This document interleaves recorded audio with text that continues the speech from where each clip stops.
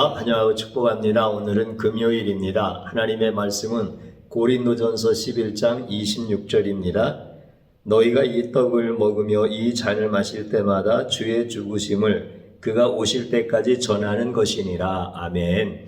주님의 보혈로 다 씻어주시고 오늘 또 예배 중에 우리와 함께 하시는 하나님께서 여러분들의 모든 삶을 치유하시고 온전히 회복시켜 주시는 줄로 믿습니다.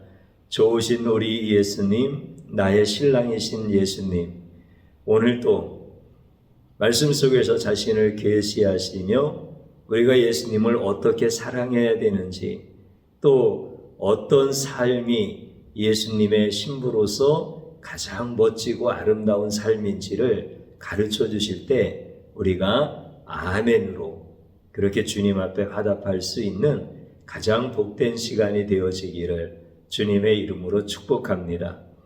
주일날, 수요일날 예수님의 죽으심에 대한 것, 그래서 엘리야를 통하여서 예수님을 예표하실 때 우리 예수님은 그 죽으심을 향하여 열심히 쓰셨던 분이다.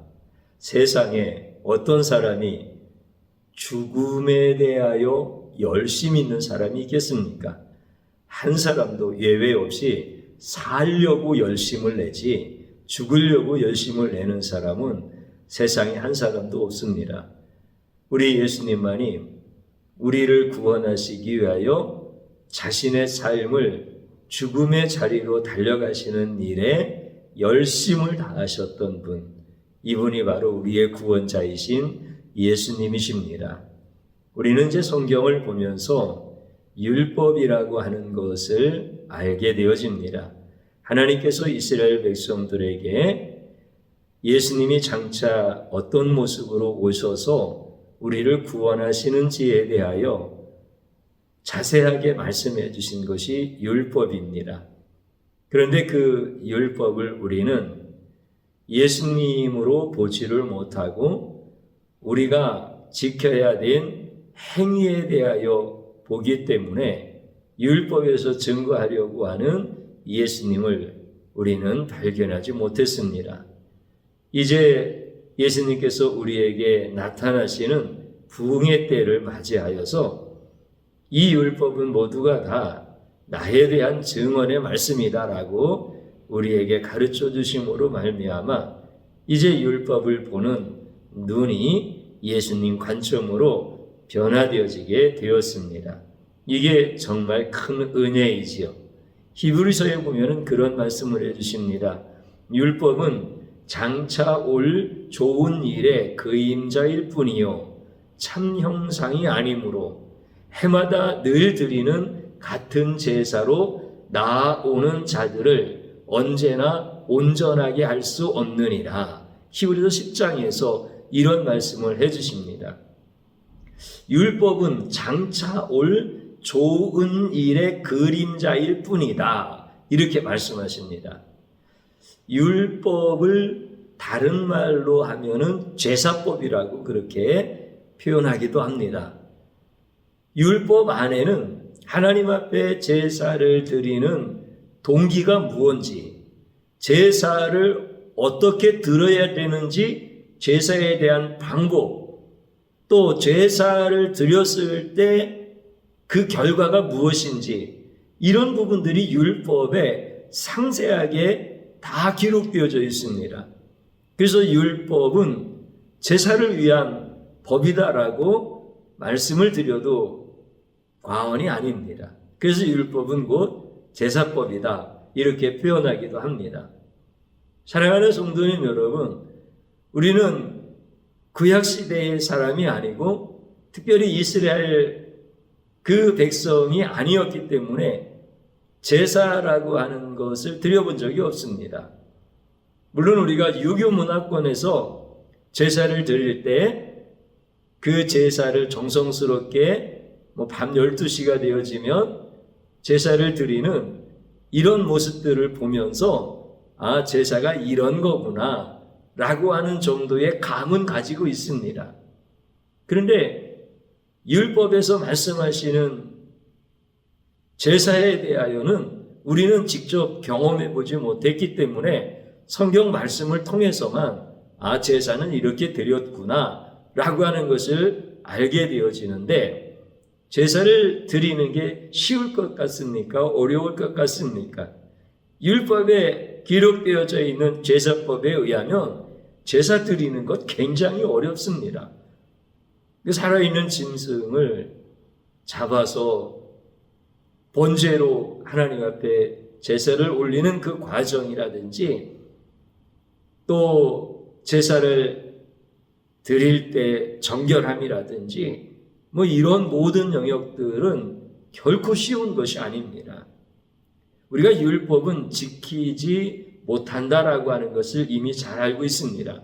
율법을 하나하나 지킬 수 없다라고 하는 것, 이제 우리는 다 알고 있습니다. 그럼 율법은 제사법이라고 했잖아요. 그렇다고 하면 제사가 얼마나 어렵겠는가라고 하는 것을 우리는 금방 알 수 있겠지요. 그래서 해마다 늘 드리는 같은 제사로 사람을 언제나 온전하게 할 수 없느니라, 이렇게 말씀하셔요. 해마다 드려도, 늘 드려도, 늘 그것을 반복해서 같은 제사로 드리면 제사가 얼마나 숙달되어지겠습니까? 처음에는 실수할 수도 있고 그렇지만 점점 더 숙달되어진 제사를 드릴 거 아닙니까? 이것을 해마다 드리고 늘 드리는 거예요. 이 같은 제사를.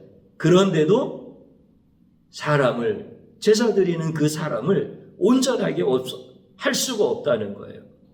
그렇기 때문에 율법은 장차 올 좋은 일의 그림자일 뿐이요 참 형상이 아니다라고 이렇게 히브리서 성경을 통해서 말씀해 주시는 거예요. 지키기도 어렵고 제사를 잘 드렸다 하더라도 결과도 온전치 아니하고 내가 여전히 죄인으로 남아있는 이런 결과. 그러니 우리가 어떻게 율법을 통해서 구원을 받을 수 있고 율법에서 말하는 제사법을 통하여서 우리가 구원을 받을 수 있겠습니까? 이것을 다 아시기 때문에 예수님께서 자신의 생명을 주시는 것, 이것이 율법의 완성이고 제사의 완성이 되어지는 겁니다. 대제사장들은요, 해마다 다른 피를 가지고 제사를 드립니다. 동물이 제물이 되어서 죽으면 그 다음에는 다른 동물을 또 죽여서 제물로 삼아야 되잖아요. 그러니까 해마다 다른 피, 다른 동물로 제사를 드리기 위하여 성소에 들어갑니다. 그러니까 제사장들도 제사를 드린다는 게 이게 보통 어려운 일이 아닌 겁니다. 만약에 예수님께서 제사를 대신하기 위하여 제사를 드리시는 대제사장이었다고 한다면 대제사장들이 매년 제사를 드리면서 고통스러웠던 것처럼 우리 예수님도 자신이 제물이 되어서 계속해서 제사를 드려야 했다고 한다면 제사장들처럼 그렇게 고난이 있었을 겁니다. 그래서 성경은 그렇게 말씀해 주십니다. 그가 세상을 창조한 때부터 자주 고난을 받았어야 할 것이로되 이제 자기를 단번에 제물로 드려 죄를 없이 하려고 세상 끝날에 나타나셨느니라. 이렇게 말씀하셔요. 그러니까 예수님은 제사장들이 매년 다른 피를 가지고 제사를 드리는 이런 고통스러운 일을 우리 예수님도 그렇게 행하지 않으셨다는 거예요. 만약에 그렇게 예수님이 그 구약의 제사를 위하여 제사장들이 고통스러웠던 것처럼 했다고 한다면 예수님도 창조할 때부터 계속 고난을 당하셨어야 될 텐데 예수님은 그렇지 않았다는 거예요. 단번에 자신을 드리는 제사를 완성하기 위하여 세상 끝날에 나타나셨느니라 이렇게 말씀하셔요. 그러니까 예수님께서 이 땅에 오셔서 단번에 자신을 제사의 제물로 드리는 그 때를 제외하고는 예수님은 고난당하신 적이 없어요. 예수님은 이 땅에 오시기 전에 우리 하나님 아버지와 함께 늘 영광 받으셨던 거예요. 창조주 하나님과 동등하신 우리 예수님은 고난이 그분에게는 필요가 없는 거예요. 그리고 지금 예수님이 사역을 다 마치시고 하늘에 지금 보좌의 우편에 계시잖아요. 그러면 예수님은 고난을 더 이상 받지 않으시는 거예요. 우리 예수님은 찬양만 받으시는 분, 고난을 모르시는 분이에요. 예수님의 고난은 딱 한 번이에요. 우리 죄인을 구원하기 위하여 이 땅에 내려오셔서 우리에게 생명을 주시는 그때 단 한 번 예수님은 고난을 당하시는 거예요. 그래서 그 전에도 영광 받으시고 그 후에도 영광 받으시고 이분이 바로 예수님이에요.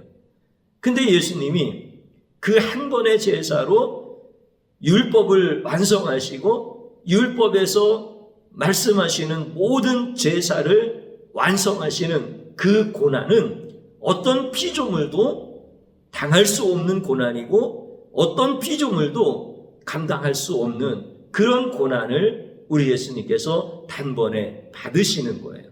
우리 예수님께서 이 땅에 내려오시는 것 자체가 비하이시죠. 그리고 예수님이 오셔서 사람들로부터 비난을 많이 받으십니다. 책망도 받으십니다. 여러분들, 책망은 잘난 사람이 못난 사람한테 교훈하는 거 아닙니까? 지위가 높은 사람이 지위가 낮은 사람에게 교훈하고 가르치는 게 책망 아닙니까? 근데 우리 예수님보다 높은 자가 누가 있길래 예수님을 책망합니까? 누가 예수님보다 더 나은 자가 있다고 예수님을 책망합니까? 그럼에도 불구하고 우리 예수님은 책망받으셨습니다. 여러분들, 비난이나 비웃음이나 이런 부분들은 잘못한 자가 받는 거 아닙니까? 근데 우리 예수님을 비웃을 자가 누가 있고 예수님을 비난할 자가 누가 있습니까? 그런데 비난당하신 분이 예수님이십니다. 예수님은 오해도 많이 당하셨습니다. 여러분들, 오해를 받는다라고 하는 것 자체가 기분 나쁜 일이지만 뭔가 오해받을 만한 행동을 했기 때문에 오해받는 거 아닙니까? 부족하니까 오해받는 거 아닙니까? 정말 실수하니까 오해받는 거 아닙니까? 근데 우리 예수님이 무슨 실수를 하시고 뭐가 부족하고 뭐가 오해받을 만한 행동을 하셨기에 우리 예수님이 오해를 받으셨습니까? 우리 예수님은 오해 엄청 받으셨습니다.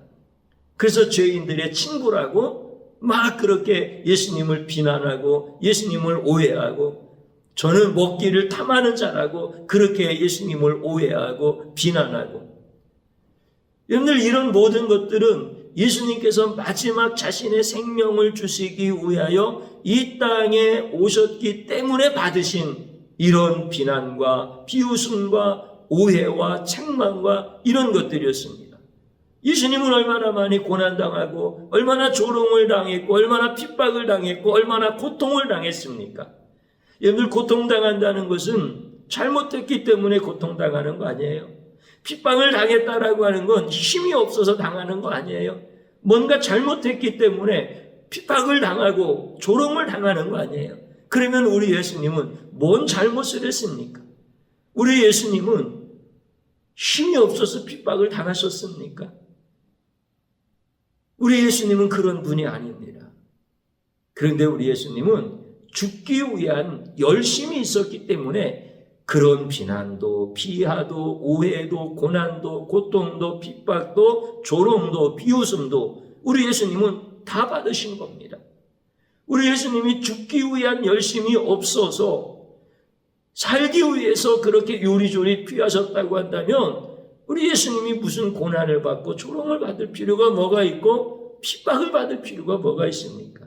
그러나 우리 예수님은 그 모든 것들을 다 받으신 거예요.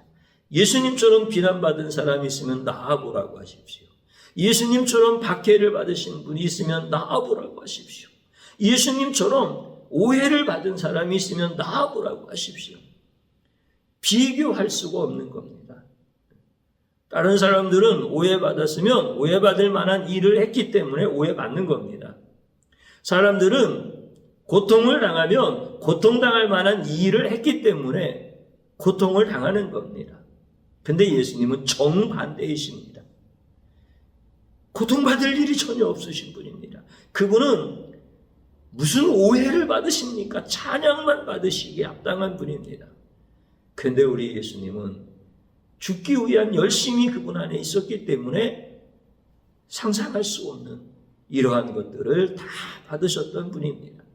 오늘 우리가 읽었던 성경 본문에 있는 말씀을 다시 한번 읽어보면 너희가 이 떡을 먹으며 이 잔을 마실 때마다 주의 죽으심을 그가 오실 때까지 전하는 것이니라 이렇게 말씀을 하십니다. 우리 읽었던 본문 말씀에서 너희가 이 떡을 먹으며 할 때 떡이 뭡니까? 예수님이 분명히 말씀하셨습니다. 이것은 너희를 위하는 내 몸이니 이것을 행하여 나를 기념하라. 예수님의 몸을 우리에게 주시는 거예요. 그리고 이 떡을 먹으라고 말씀하시면서 그것이 예수님의 몸이라고 말씀하시고 이것을 먹음으로 말미암아 나를 기념하라고 말씀을 하십니다. 그리고 이 잔을 마실 때마다 이렇게 말씀하셔요. 이 잔이 뭡니까? 이 잔은 내 피로 세운 새 언약이니 이것을 행하여 마실 때마다 나를 기념하여라 이렇게 말씀하십니다. 그러니까 떡은 예수님의 몸이요 포도주의 잔은 예수님의 피인 것입니다. 그래서 성경에서 뭐라고 말씀하셨습니까? 너희가 이 떡을 먹으며 이 잔을 마실 때마다 주의 죽으심을 기념하라는 거예요. 그리고 그가 오실 때까지 전하는 것이라 이렇게 말씀을 해주시는 겁니다. 예수님의 죽으심을 기념하고 예수님의 죽으심을 전하는 것을 복음이라고 합니다.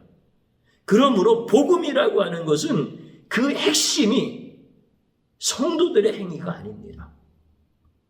복음이라고 하는 것의 핵심은 뭡니까? 제사를 매년 드려도 온전하지 못하는 죄인을 구원하기 위하여 살과 피를 주셔서 구원하신 예수님의 사역이 복음인 겁니다. 우리는 복음을 오해하면 안 됩니다. 우리의 열심이 복음이 아닙니다. 우리의 거룩함이 복음이 아닙니다. 우리가 내 몸을 불사른다 할지라도 이것은 복음이 아닌 것입니다. 복음은 우리가 그렇게 힘든 제사법을 매년 드린다 하더라도 온전해질 수 없는 우리를 위하여 자신의 살과 자신의 피를 주신 그 예수님의 사역이 복음인 것입니다. 그래서 이것을 예수님의 몸을 의미하는 떡을 먹고 예수님의 피를 의미하는 포도주의 잔을 마시면서 예수님의 죽으심을 주님이 오실 때까지, 다시 오실 때까지 전하라고 이렇게 우리에게 말씀을 하시는 거예요. 이것이 바로 예수님의 사역인 복음인 거예요. 그래서 예배 때마다 뭐를 하는 겁니까? 성찬을 하는 겁니다. 예수님의 죽으심을 기념하고 예수님의 죽으심을 전하는 것이 예배라고 하는 뜻입니다. 이제 예배에 대한 진정한 정의에 대하여 우리 지혜하는 교회 성도님들은 정확하게 고백할 수 있기를 축복합니다. 예배가 뭐라고요? 예수님의 죽으심을 전하는 것이 예배인 거예요. 우리가 예배 시간에 와서 위로받고 싶습니다. 우리가 예배 시간에 와서 복을 받고 싶습니다. 우리가 예배 시간에 와서 내가 거룩하다라고 하는 것을 하나님께로부터 인정받고 싶습니다. 이게 예배가 아니라는 거예요. 예배는 예수님의 죽으심을 전하는 것이 예배예요. 그래서 예수님의 모든 제자들, 그들을 가리켜서 이제 사도라고 우리가 얘기하지요. 그래서 12명의 사도 가운데 가룟 유다가 빠져나가니까 사도의 자격이 되어질 만한 사람 중에 제비를 뽑아 마띠아가 들어가서 12명의 제자가 되어지고, 그리고 이방인을 위하여 나중에 부르심을 받았던 바울이라고 하는 사람이 사도의 반열에 세워지는 이런 분들을 사도라고 합니다. 그러면은 이분들은 무엇을 했겠습니까?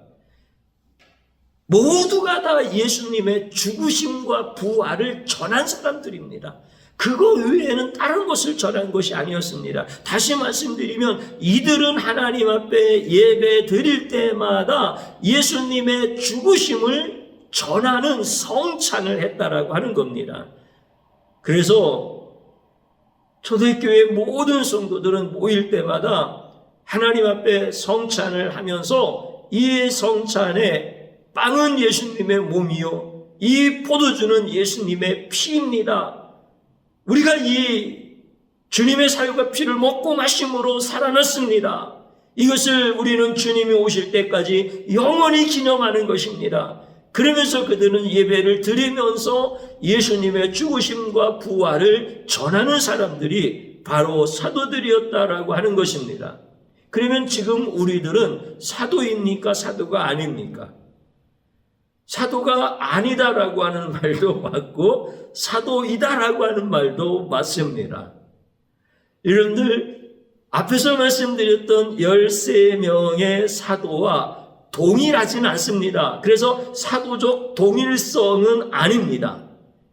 그런데 분명한 것은 그분들이 행하였던 예수님의 죽으심과 부활을 전하는, 그래서 성찬의 예배를 드리면서 우리를 위하여 자신의 몸을 죽이시기 위하여 열심을 하셨던 그 예수님을 전하는 일에는 동등합니다. 그래서 사도적 동일성은 아니지만 사도적 동등성을 가지고 우리는 어떻게 하는 거예요? 예배 때마다 예수님의 죽으심을 기념하고 예수님의 부활하심을 전하는 거예요. 그래서 우리는 예배 때마다 성찬을 하는 거예요. 그 성찬이 뭐라고요? 예수님의 생명을 우리에게 주신 것을 기념하고 전하는 것, 이게 성찬인 거예요. 그래서 예배는 곧 성찬이다 라고 이렇게 말씀을 드리는 겁니다.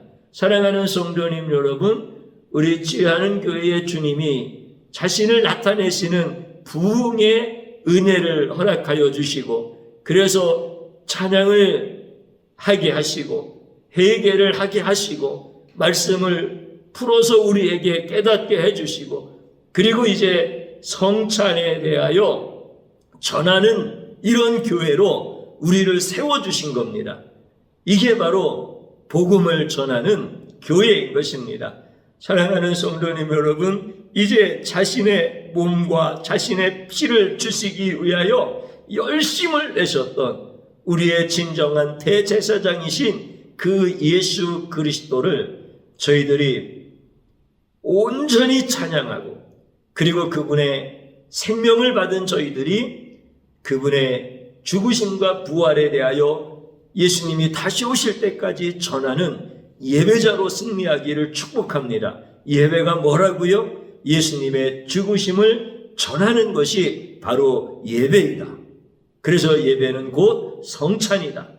그 성찬을 우리에게 주신 우리 예수님께 모든 찬양과 존귀와 영광을 올려드립니다. 저를 한번 따라서 해보시기 바랍니다. 성찬의 의미를 몰라 예수님의 죽으심과 부활을 전하지 못한 죄를 용서하소서. 주님 앞에 진심으로 회개하는 겁니다. 또 한번 따라서 하시기 바랍니다.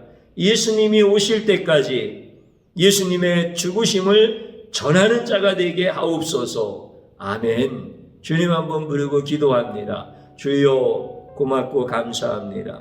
오늘 이 시간에 저희들이 드리는 모든 찬양과 존귀와 영광을 받으시옵소서. 주님, 내가 무엇이 간데 나를 살리기 위하여 예수님의 목숨을 주시기 위한 열심을 다 내셨습니까?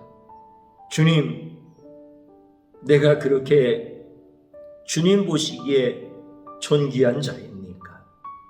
주님, 나와 같은 자를 그렇게 사랑하셔서 고맙고 감사합니다. 나는 주님의 그 죽으심에 대한 열심을 모르는 미련하고 악한 자입니다. 주님이 나에게 지금도 예수님의 생명을 주시는 성찬의 의미를 모르고 성찬을 나에게 주셔서 주님 오실 때까지 다시 전하라고 하시는 이 깊은 뜻을 깨닫지 못하여서 예수님의 죽으심과 부활을 전하지 못한 죄인임을 용서하여 주옵소서. 이제는 주님이 다시 오시는 그날까지 예수님의 죽으심과 부활만 전할 수 있도록 역사하여 주시옵소서.